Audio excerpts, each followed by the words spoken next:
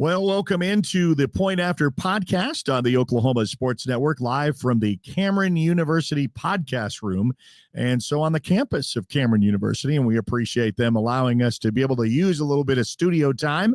And so we appreciate that. Make sure that you download our app. That way you can connect to us at any given time. It's easy to find just by searching on Apple and Android devices, the Oklahoma Sports Network. It's free to download and free to watch. And then also find us on Roku, Amazon Fire, Apple TV, YouTube, subscribe to our YouTube channel, and then Facebook. You can find us there. Follow us there as well, and all of our social media platforms, whether it be Instagram or X as well. So we got that out of the way. And you know, if you're knee deep into basketball as much as I was, and I had the night off, and I was knee deep glued to the stream last night with a great showdown, a rematch between Midwest City and Dell City. It went into double overtime. It was an exciting comeback win for Midwest City in a sorts, because they had lost to Dell City, and then they kind of made up for it by the revenge factor on their home court. So good to see, great attendance, and being a part of that broadcast is Mr. Jordan Rhea. We're going to bring him in for representing all of Mid-Dell, with all three schools, Midwest City, Dell City, and Carl Albert. He's also not only the voice of the Midwest City Bombers during the football season, he is your host during the Mid-Dell Sports Report during that fall season as well. Mr. Jordan Rhea. And Jordan, had it been an exciting game last night. I know it could have went either way, right at regulation, with the putback shot that could have ended it. And we've seen those before in games like that. And then in the first overtime, then the second overtime, what did you come away from with that specific? Yeah, Eric. Well, thank you for having me on. And first off, it was pretty cool seeing that trio of teams, Dell City, Lawton High, and Midwest City, play each other in the last 8 days. And the team that lost the first matchup came back and won the second one in a very exciting rematch. So you had that game last Tuesday with Dell City and Lawton High, and then Midwest City obviously lost to both, and now they were able to win close games against both. But if you just want to look at the game last night, that Midwest City won in double overtime. Well, my takeaways is that these are teams that have a lot of things in common, but they obviously have very different strengths. And Midwest City's the more guard-oriented team. They probably have more guards that will, make an individual defensive play against you, perhaps. But Dell City has great trapping schemes as well, so they have their own defensive schemes that work tremendously. But I would say that Midwest City had the ultimate X factor, Deshaun Denson, who has just been outstanding the last three halves we've had him on. He didn't do much in the first half against Lawton, and then took that game over in the second half, allowed Midwest City to come back from a 12-point deficit. This past Friday. And then against Dell City, he was lighting it up in the first half from three-point range. Dell City took that away in the second half. That allowed Dell City to come from behind to get up by 4. But even though he never came out of the game, Deshaun Denson never got tired, and he adjusted his game to finish with his left hand frequently and get to the foul line. And so he was still a big factor in the second half and overtime, never coming out. This was a few weeks ago. He surpassed the 1,000 point club as a junior, and I feel like he's got to be close to 1,000 again. But that's obviously probably not true. But I do think, given that we're still got a lot of games to go, 2,000 is within range after his senior year is all over. So, and Midwest City definitely shoots better at home. I think they do play better at home, but I think they can use some things that they got going in this game to start playing better in tournament games too. So I think I'll talk more about this maybe later on, but I think Midwest City will still finish third behind Dell City and Lawton, but they're a threat to still get the state championship or to get to the state tournament and go 3-0 in the playoffs and get in the first night of area. So that's what came away with. There's still going to be very much a factor after losing 3 district games in December that made you question if they're going to still have the enough to defend their title. And now I think they do have enough, even though they're not the same team as last year. They still have some question marks. Yeah, they are defending state champions for a reason, and they'll be that way until dethroned, or taken over. So we were talking about, when you get to that final, and I'm leaping ahead, with the final 8 when you make state, and you started kind of looking at some of the caliber teams, and we counted off before we started this about maybe six good teams from the West, and that means there's only going to be 4 who are the 2 that are going to be outside looking in, so it's crunch time. And I know that you've done a lot of numbers. I love it how you've crunched it down in case of ties. It's who leads in this. And I know you've also got your predictions of what you've had in our recent podcast is what teams from Mid-Del is more likely to go to state and win it all. So I guess we'll let you start with your countdown and go from there. All right. Well, this is what I like to do here. Okay. Well, not a lot changes, but a lot becomes in focus, but not a lot changes as far as the numbers go. So number 1 still is the Del City girls. I lost track of how many they won by last night, Eric, but they had not won at Midwest City in 12 years against Midwest City girls, and they have not swept Midwest City girls since I don't know when. I couldn't look it up on Max Preps. I don't know when. I'd have to talk to someone who at Mid-Del who keeps those archives. A good historian. Yeah, that's right. It has not happened. And usually Midwest City and Del City will play twice in basketball a year. They had a recent run where they were not, but they brought that back in the last couple of years. And I think they ended up winning by 50. It was ugly. Beautiful for them. And it's just amazing now that they have Sasha Hunt Smith back in rhythm, number 3 for them. They have no holes with this team. They can do just about anything they want with the basketball. They're so poised. They can play relentless pressure. No one has to take on a big role with this team, at least not for most games. So I think it's a given almost that they're going to host a regional for the first time in 5 years. And I don't think they won area that year, though they got to state anyway, the back doorway. But I think they're going to win an area championship for the first time in a long time, too. So kudos to them. Mariah White has a great team, and they're clearly number 1, way up there.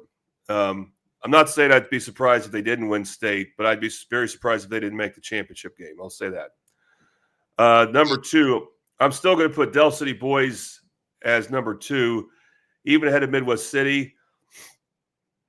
Part of it is Del City would have a tiebreaker if there is a tie. I don't think there'll be a tie, but because they had a more impressive win in December. But you have to ask why they did. And their defense is very consistent. Now, they have some offensive holes. The rest of the teams I talk about are going to have some holes on there as far as what they have to deal with, things that could keep them from getting to state or winning state for sure. For Del City, their guards, they have really good defensive guards who can't shoot that well, and they got some good shooting guards who probably could defend well, but not great as like at the Lenny Hatchett level. So he's got to figure out who's gonna play well on both ends. They have a couple of forwards who are really good, but they need they need to be more consistent. But I still think with his track record, he's made state every year since 2017. And they have the right combination of size. They're not a very tall team like they were with Brandon Garrison, but in 5A, I don't think it matters. I know Reno's big, but I don't think there's a big team that's going to cause them a lot of problems with their height. They can go on stretches where their offense is just not very good. They can't shoot very well. So that's something to look out for. They need a couple of their guards to get better shooting. That's going to be true for a lot of teams. But I think their defense is enough. And even though they've been losing games on the Oklahoma Sports Network that I've been calling lately, they were against quality opponents, and they're close games. They always come back. Del City always comes back in the fourth quarter. Even with their shooting issues, their defense gets them back in the games like I've never seen a team like it. I'll still put the number 3 is tough because I'm choosing now between 2 teams that are really close, a girls and a boys team. The boys team is Midwest City. Because they still have enough experienced players from last year's team that won a state title, I'm going to give them a nod as the number 3 team, even though I don't think they're going to host. I don't think that's going to matter. I think they can overcome that. But for that to happen, they have to finish third. And they're going to play John Marshall Friday night. Is a must-win game. If they win that game, I feel very good about them being number 3. If they lose, I would knock them down a spot because then they would go to 4, and they would have to go to El Reno. Not as good of a matchup for them. So this is a very important game. But if they win at home, and I feel good about their chances, I would say keep them at number 3. And what's really been impressive to me against Deshaun Denson, what a scorer he's become, not just a shooter. And having someone like that, Del City doesn't really have that, and not many teams do. And that's something that can definitely help you go on a big run. Jarvis Nash comes off the bench. He is the hardest working player. I'm one of the hardest working players I've ever seen. He's so disruptive on defense. It's amazing the plays he can make. And their bench and some of their role players who start are getting better. So it's some good signs for them. Now, they still give up a lot of size, and those wins against Lawton High and Del City were impressive because in the fourth quarter, both teams made a concerted effort to attack the paint. And there was a time I was like on the air. I was like, I don't know if Del City can get stops because I don't know if they can not foul. I don't know if they can get the defensive rebounds they need to get, but they always do figure out a way. And so even though their lack of size can be concerning and against the right team will be, they have enough other ways to win to make up for it. Number 4, this is a close fourth. I went back and forth with these teams. The Carl Albert girls. You know, Eric, I'm not singling you out, but you told me you liked El Reno better, and I don't blame you. El Reno's the defending champs just like Midwest City boys are. Uh-huh. But what Carl Albert did last Tuesday, the girls team, they won at El Reno for the first time in years, since last decade. I don't know exactly the exact number, but it has been at least since 2018, I believe, if not before that. And to do that, and you know, I didn't know what to make of the Lady Titans because in the Titan Classic, they played really well, but they didn't play the 2 best teams. Not anyone's fault. You know, you have to schedule it somehow. Not everyone's going to get to play the best teams when it's a round robin like that. But they didn't play Edmond Memorial or Del City. So I still wasn't sure what to make of them. For them to go to El Reno, and they outplayed the Indians for much of that game. El Reno made a couple runs, and actually that's what made Carl Albert look good is they survived those runs and held on for a win. And they have maybe the best defensive force in 5A girls and one of the best I've ever seen in Audrey Plunkett. She's 5'11", could run out of the gym, and is so quick. She can wreak havoc on the perimeter, but also in the paint as a rim protector. Big thing for them will be she cannot get in foul trouble. She can't get hurt, but if she stays healthy, they have enough talent around her with Jakari Brown who can score, and they scrap with the rest of their players. They have a freshman in Jordan Richardson. We talked about her. Yeah, she's unbelievable scoring skills. It's just a matter of consistency. If she could get that this year, and then that'll make them even more formidable. So they're in first place. They're looking like they're going to host a regional, be in first place, and avoid Del City in area if they can stay in first place. That's a huge deal. They're not as experienced as Midwest City, and Del City girls are right there, like I mentioned. So that's why I have them behind Midwest City boys. But I'm very impressed. This is a great coaching job by Coach Ritchie again, because I didn't know how good they would be with some of their departures from last year. They didn't really add any move-ins, but obviously that freshman player helps a lot. But, you know, I just wasn't sure what to make of them, but they have the ingredients of another team to make state. I'd be surprised if they don't make state. Now, they get to state, they usually lose in the first round or second round. We'll see if this year can be different. I think it could, but, you know, they got a lot of the ingredients in place. And then there's more of a gap between the last two because these are the teams that have shown some more reasons to be concerned. Carl Albert boys are next. You know, they made state every year since 2010. They're now on a streak of 14. That's pretty incredible. I don't know of any team in the state that has that streak going. Maybe there's a couple, but they have it, and they still have some good pieces. But watching their last 2 games in the Titan Classic, and not so much El Reno, I thought they played good at El Reno. Talking about the Carl Albert boys, it was not a bad loss. They played well. But then against Lawton MacArthur, and I give the Highlanders all the credit here for winning, but only scoring 39 points is kind of adds to what I saw the Titan Classic, that they just don't have an offensive identity right now. They don't have that player who can create his own shot for him or other players. They don't have a reliable go-to play or an action right now that can work.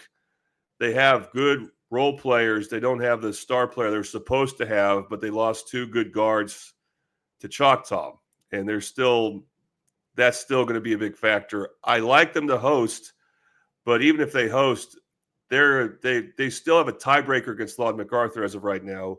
They'll have that tiebreaker. The question is, how will both teams do against Del Reno when they both get to host them? But the other district, the one with Midwest City, Lawton High, and Del City, to me seems a lot better right now.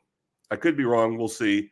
And so I like whoever finishes third there more than I would like whoever finishes third or second in Carl Albert's district as of right now. So that's why they're down to 5th. But never give up on a Jay Price-led team. And they can still figure out a way to get state. But winning, I don't know if they have enough firepower. And then last has to be Midwest City girls. And again, they got beaten down so badly against Del City. But I think it came down to poise. They have a lot of players who played hard. I was so impressed with Layla Jones and the constant effort she had. But it just doesn't lead to points. And they just don't have the guard play and the offensive framework right now, the team offense that does much. And they just cannot find ways to get good shots. And then eventually that leads to bad transition defense. And the last minute of the first half against Del City was kind of emblematic of that. They would shoot these corner threes that they would airball or miss, and they just weren't, I'm not saying those players can't hit those threes, but it felt rushed, like they were trying to catch up quickly, and then they couldn't. And Del City just pushed the ball the other way, got an easy basket every time. It was like an 8-0 run, and it was again, other teams are going to struggle against Del City. So the question is how they'll do against other teams. And this is just one of those years where it's more of a rebuilding year. Megan Knights had a great track record, 4 straight years of hosting. That will definitely change. They're not going to host. 4 straight years of winning a regional championship. Obviously, they could still do that, but they have to do it on the road at some place like El Reno or Carl Albert. They could, but they got to figure out some things on offense. And then they've gotten to state 3 out of the last 4 years. They could get to state. I do think they have the guards. They have the heart. They have some good size, but they got to change some things. So that's why they're number 6. And real quick, if I had to throw in some other OSN teams, I would place Lawton High between Del City girls and Del City boys. I like Lawton High's chances a lot because they have the shooting that Midwest City has, maybe not quite as good, but pretty good. And they have the size that Del City has, maybe not quite as physical, but they still got some good size. And then Lawton MacArthur boys were impressive. We'll see what they can do. They don't have a lot of size like Midwest City. I would put them down maybe right below Carl Albert girls, or maybe tied with Carl Albert boys. And Lawton MacArthur girls would probably put slightly behind Midwest City girls. But they're still a team that I want to see if they can start to get some things together as well. Well, I can go back and watch an archive on these games because they were so fun to watch, fun to relive because, the last minute shots that go down with these, especially the 3 that we've been mentioning quite often in conversation is Lawton High, Midwest City, and Del City. And since they kind of neutralized each other, split with each one of them, no one has the upper hand until you get really hot. So I wanted to pick your brain a little bit about these because you had most of the Lawton High fans be Midwest City fans in last night's double overtime game because if it goes down to a tie with Del City and Lawton High just narrowly has that advantage. So what other things will play out when it comes to those? And then even on the other side of the men's bracket with Carl Albert and MacArthur, what can you tell us about what foreseeably, and I understand you got to control your own destiny. You could lose to a team that you shouldn't lose, but on paper, if it maintains where it's at, what does it look? Yeah, so the one thing, unfortunately for Midwest City, Eric, is they lost to John Marshall as well. That's why that game is so important that they win the rematch. They really don't have a chance to catch up in the standings to Del City or Lawton High. As for Del City and Lawton High, also Midwest City would not have the tiebreaker against either team. And how do I know that? It's you just have to look at the two scores of the games and figure out which team won by more. And it's really that simple, unless the game goes to overtime or something like that. I think then you only get a point, district point. But otherwise, unless it's outside of 15, then you got to look at that a little differently as well. But otherwise, whoever wins by a bigger margin. So Lawton High beat Del City by 3 thanks to a 4-point play at the end. Del City beat Lawton High by 2 thanks to a buzzer beater at the end. Well, that's advantage Lawton High. Similarly, Carl Albert has a tiebreaker against Lawton MacArthur because they, I think, won by 10 or 11, and then Lawton MacArthur won by 8. So that's the simplicity of a two-team tiebreaker in basketball where both teams split head-to-head. And so what that does is, and I don't see too much changing. Lawton High is now in the driver's seat to be the number 1 seed. And, they do have a game against John Marshall at the end of the season. I feel like Lawton High is definitely the better team there. So they should win, but who knows? And then Del City, I don't see them losing another game, though, I think in regular season. So I think they'll finish second. And Midwest City is a little bit more uncertain because, again, they got to show they can beat John Marshall. But then if they do, they'll be third. If they don't, John Marshall will be third. I think it'll be that simple. And on the other side, El Reno's got 2 tough road games, in theory, at Lawton MacArthur and at Carl Albert. But they won, especially against Lawton MacArthur, by enough. I think they would have a head-to-head tiebreaker against them. And with Carl Albert, we'll see. So it kind of depends on how that goes. But right now, Carl Albert's or El Reno's in their district, District 1 is 1. Carl Albert's 2, Lawton MacArthur's 3. In the other district, and I don't remember who's 4. It might be Southeast, but there's kind of a drop-off there to 4 in that district. In the District 2, it's Lawton High, Del City, Midwest City, John Marshall as of right now. So what that means is if Lawton High holds on, they would host whoever's 4th in that district. It's like Southeast more than likely in the regional championship game if everything goes chalk. So I love Lawton High in that matchup. That's a better matchup for them. And then El Reno would probably host, if John Marshall finishes 4th, they'd host John Marshall. And then Carl Albert, interestingly, would host Midwest City. And then Del City would host Lawton MacArthur. This is all theoretical if they win their first games. That's the big thing, too. You got to win your first game. But they would be playing lower-seeded teams. On the girls' side, again, we could see Carl Albert host Midwest City. I think Midwest City on the girls' side is locked into 4.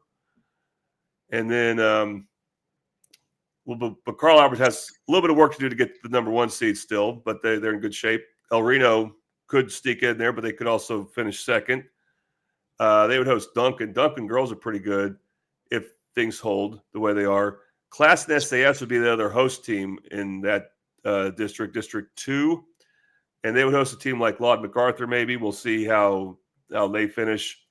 And then Del City winning, I'm not sure who it would be, like a Noble or a guy. I'd have to take another look at where they are in that standings. But that would be some of the potential regional championship matchups, which would be not on a Saturday afternoon anymore, but like it was last year, a Friday afternoon for the girls, and then Friday evening for the boys.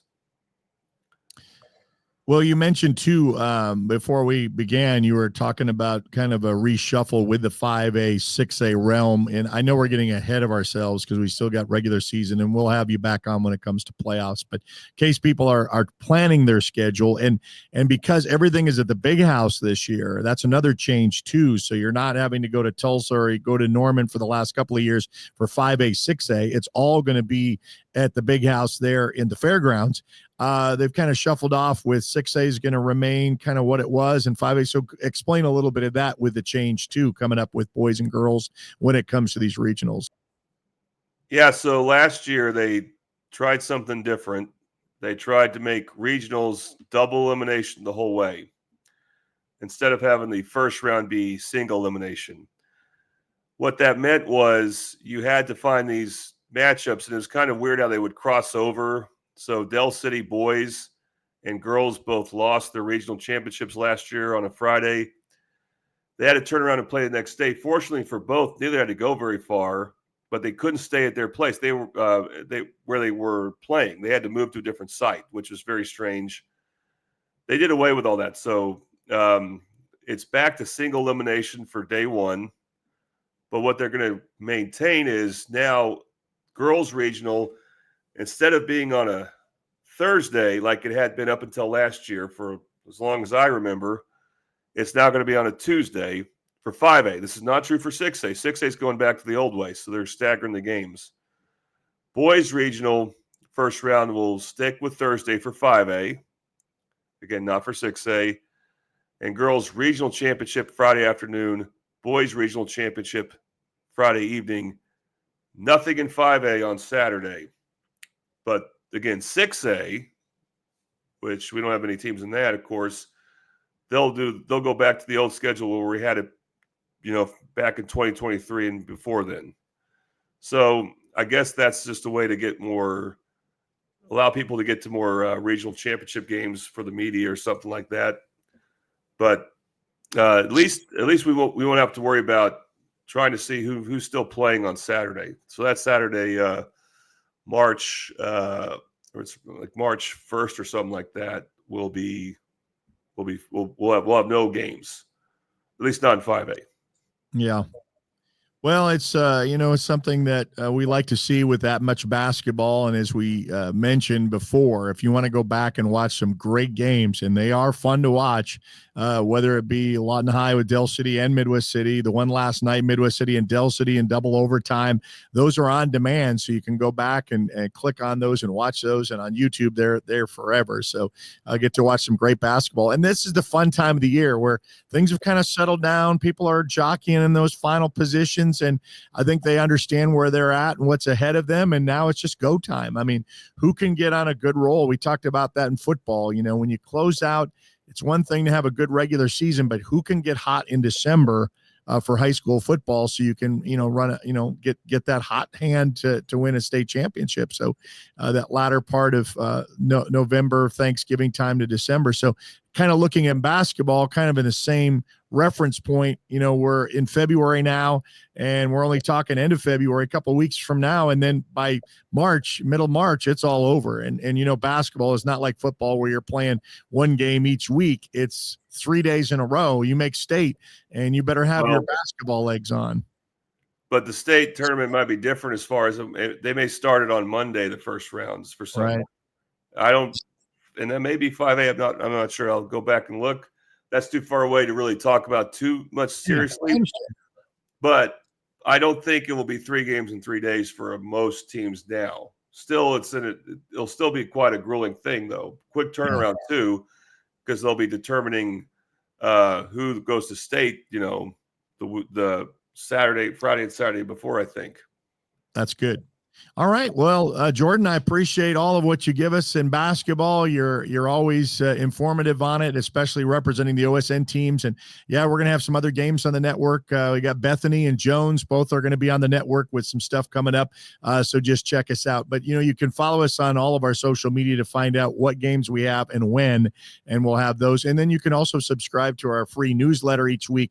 I'll give you a rundown of the games, recap of some good picks and stuff like that. And it's free to kind of sign up for our free newsletter as well.